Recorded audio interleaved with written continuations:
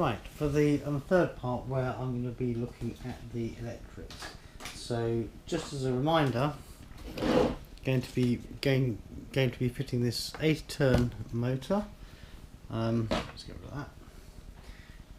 Going to be fitting this SR201 receiver.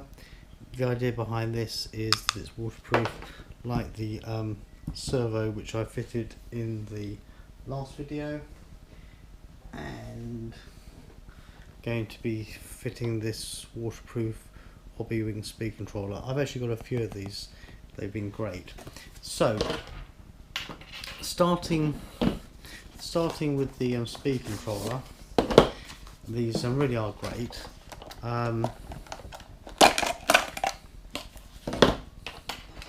First thing you'll notice is that it's actually got a Tamiya style plug.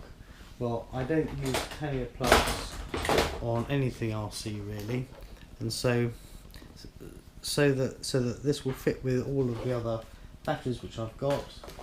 I like to use Dean's connectors. I think that they take higher ampage, and I've never had any problems with them, and I just find them nice to use. They're smaller, and I use them in all my models. So get rid of that, and it can join the hundreds which I've already got. Okay.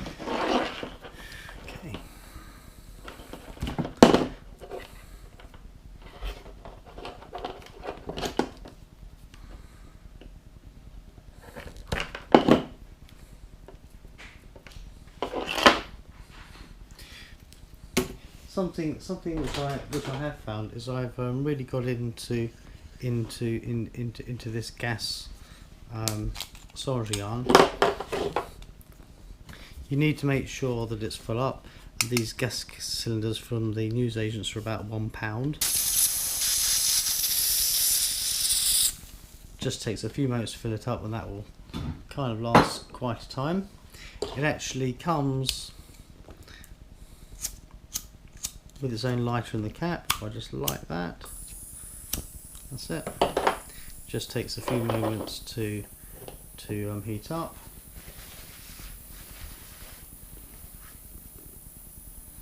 Yeah, you can tell when it's ready when it all starts to glow red.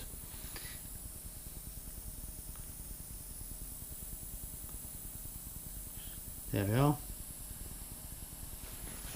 And what I tend to do is I tend to just, when it heats up, and it is pretty quick, I tend to just brush off the old solder with the cloth. Then we just need to tin the wires. So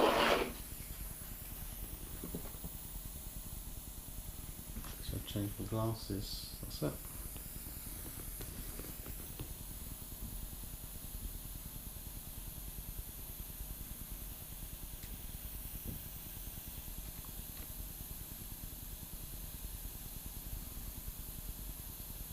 Yeah, these aren't too good for using outside because the wind tends to cool the soldering iron down too much. There's one.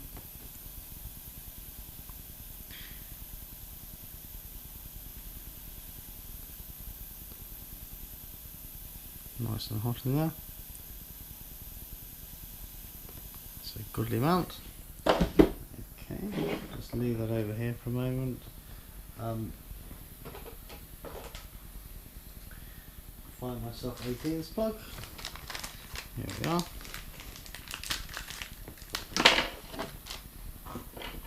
And I want the male version. And this pack here usefully comes with a couple of pieces of shrink wrap.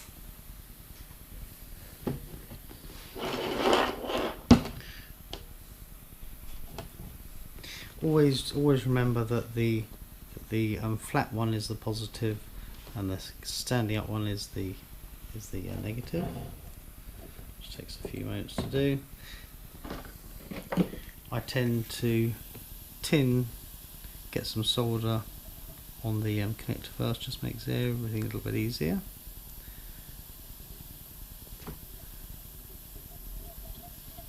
That's it. Red heat shrink, black. Let's do the black one first.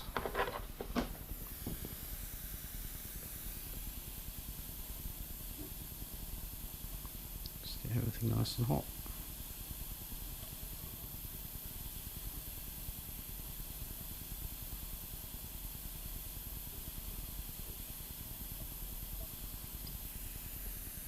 One.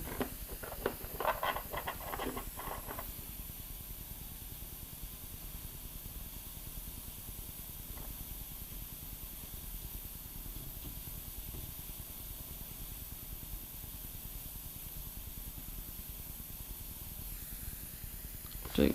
So that's that done. And then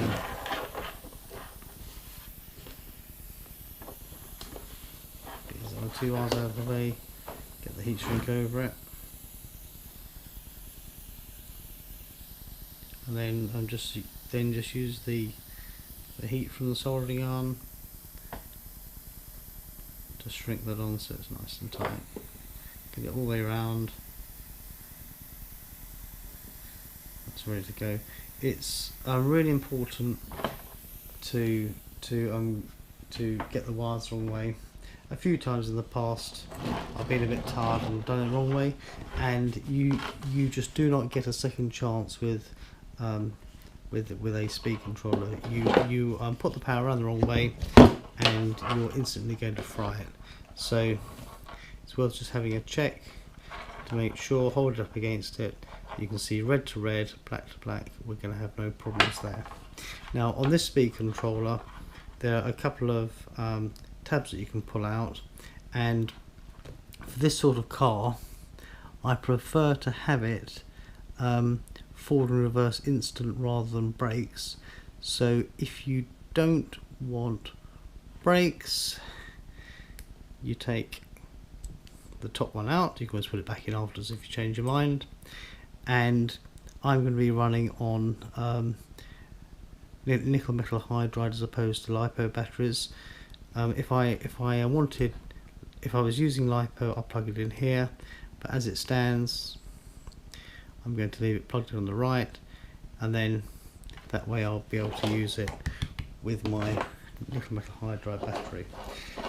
One thing which isn't always obvious, and it took me a long while before I realised, is that actually with this particular speed controller, rather than mounting the on-off switch, what you can do is you just slide it into the slot on the side of the speed controller.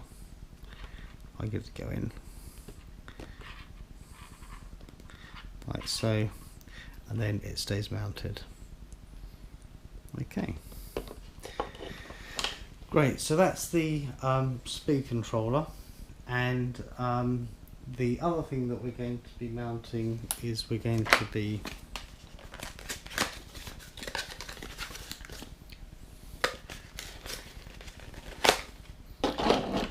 putting in this motor. Now the motor itself comes with wires, but they're not soldered on. So get my soldering iron up again. Oh, I wasn't quick enough. If you're quick, sometimes it holds enough heat that you don't have to light it again. That's it. That will heat up pretty quick now.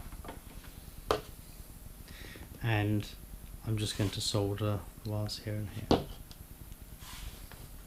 Need to hold it in something. That seems to do the job. And I don't think it really matters too much which way around I do these. They're not marked positive and negative, so just going to kind of do them as I think. So again, I'll start by tinning it. It never does any harm. And let's get some heat in there. That's better.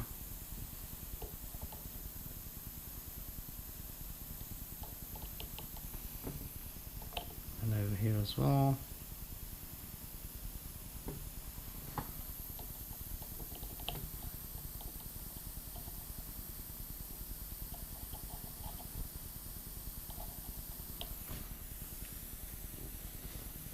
a bit more on there.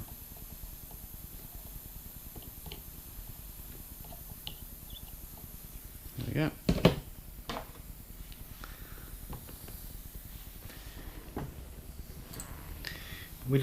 We don't want the wires stick out too much because they might hit on the wheels. So what I'm going to do is I'm going to attach them like this.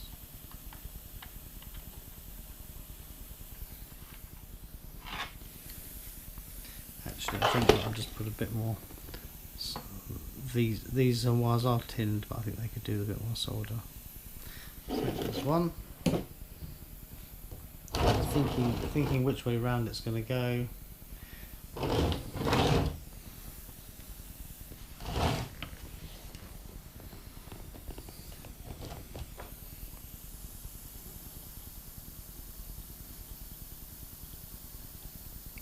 One there. That's nice. Just tin this wire a little bit more.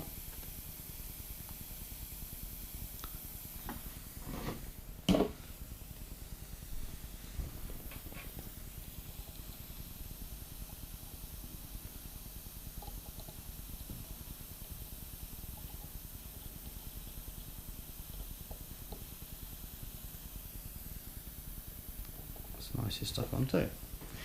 Great. Okay.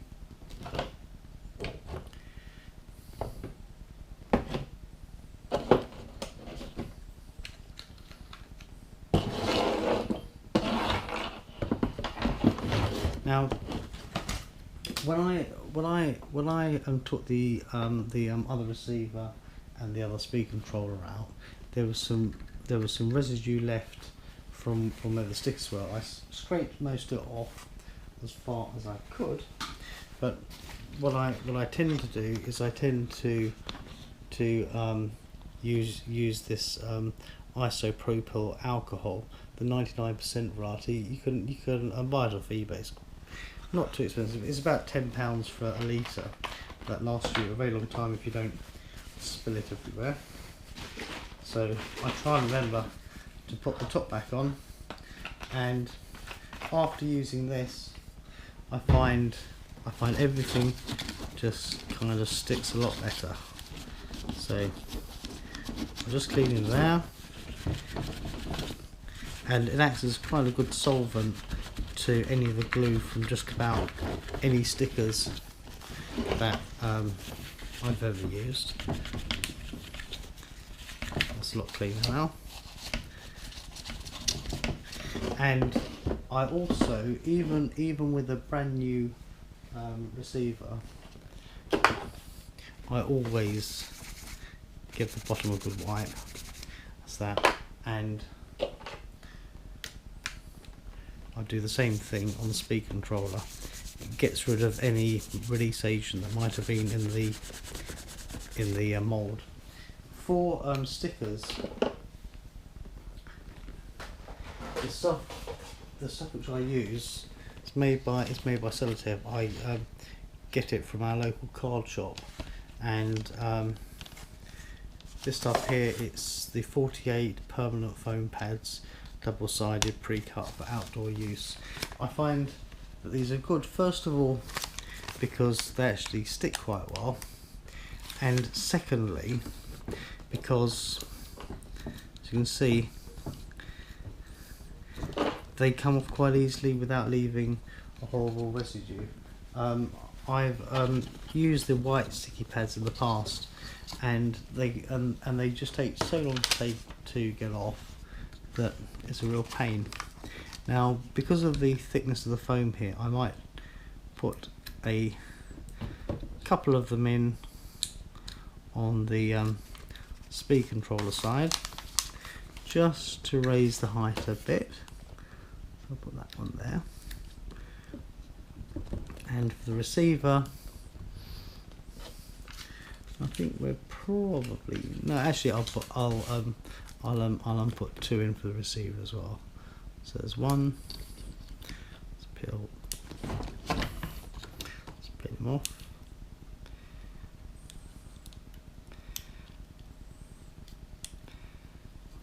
get it on my fingers. That's it. 1,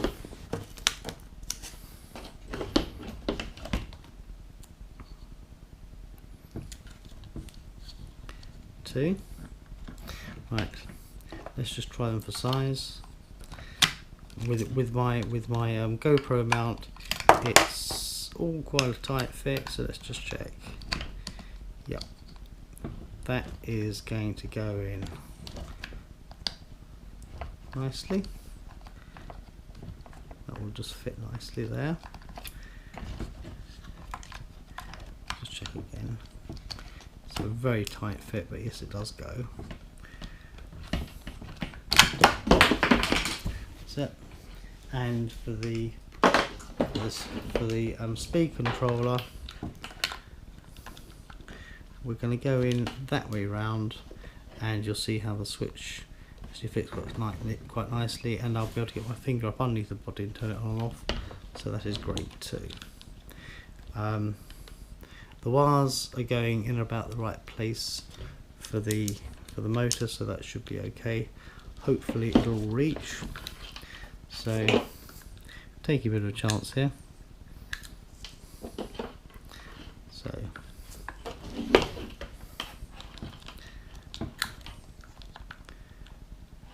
you want to do it in one go. That's it. Speed controller in. I'll just get his wires out of the way. It's great. And then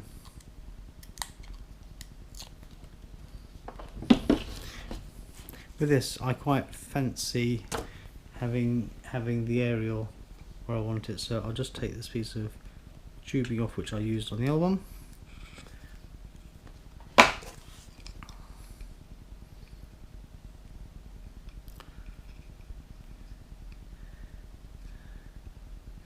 That's very stiff. Let's try it the other way.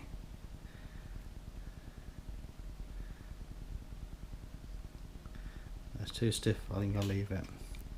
That should be okay. I think that I'll put it this way around.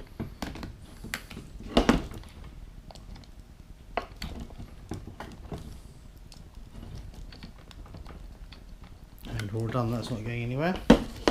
So I'll probably tidy the wires up later. So the throttle, it's going to go into throttle, and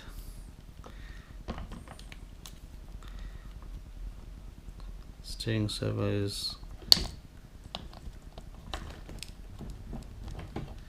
again, steering servo. That's all fine. And I just need to bind the receiver. So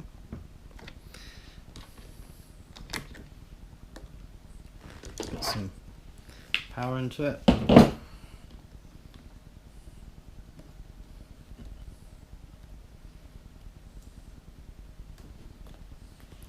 Switch it on.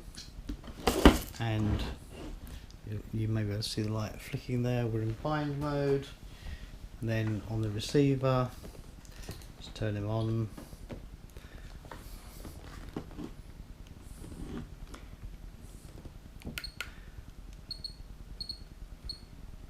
Bind, bind.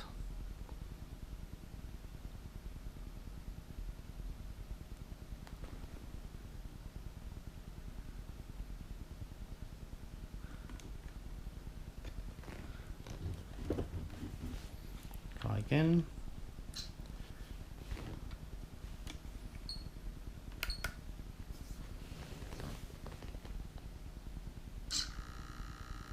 That's it. Seems to work that time. Interestingly, the steering's working the opposite way.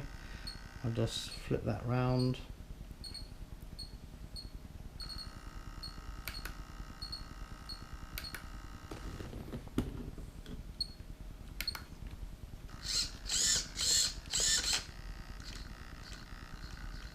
The steering seems pretty good. Excellent. Okay. Right, so that's the electronics pretty well done. Okay, and then all I need to do to complete that is swap the two motors over. So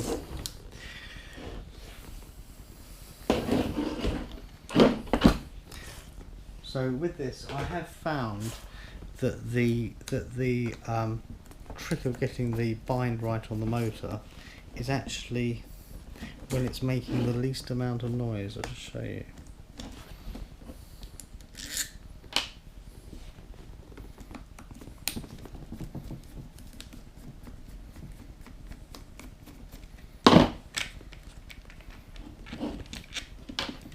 So I have been running an RC four-wheel drive 80 turn motor in there, but this one belongs to the Pajero truck, so I would rather keep that in that truck.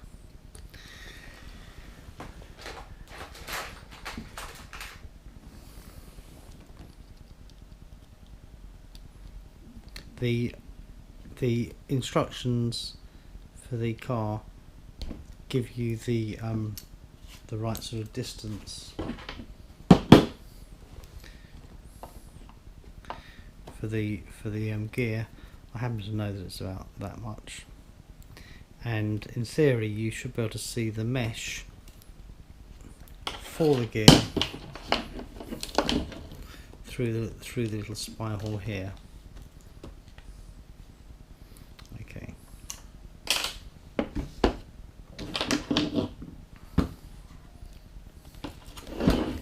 Tamiya give you a little cardboard thing to go over the motor. I've never really quite figured out what that is for, but I always put it on nevertheless.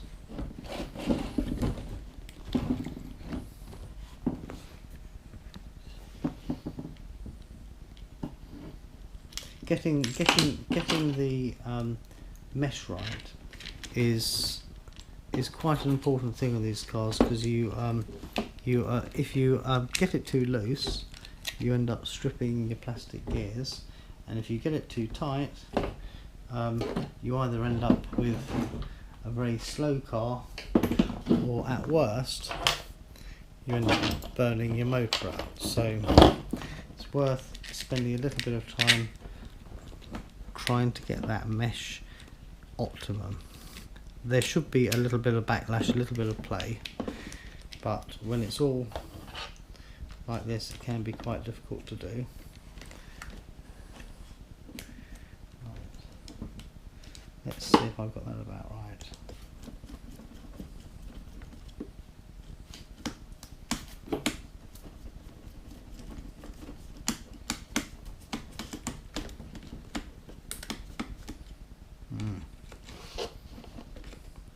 I managed to get one but not the other.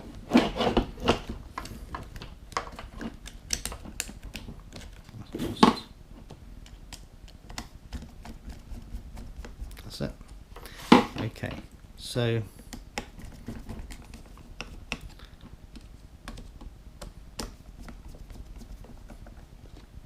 I'm tightening it up, and now I'm loosening it off so that I can move the motor around. What I tend to do is, well, first of all, let's just thread those through,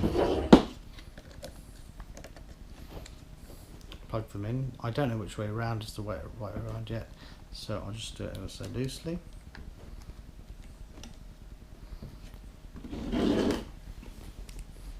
And if I just plug in the speed controller,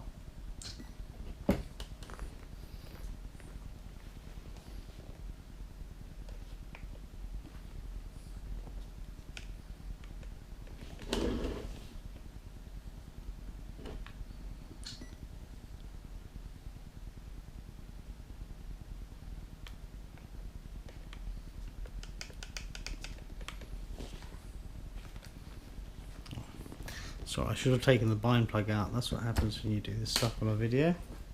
Let's turn it on and off again. and the speed controller has now armed. Right. Yeah. What I tend to do is I tend to move the throttle trim up so that the motor is moving, and then that way try and get the mesh to sound right, really. So here we have the motor is running very, very slowly, and what I'm aiming for really is the loosest that I can have it without slowing it down, where it's making a good kind of noise.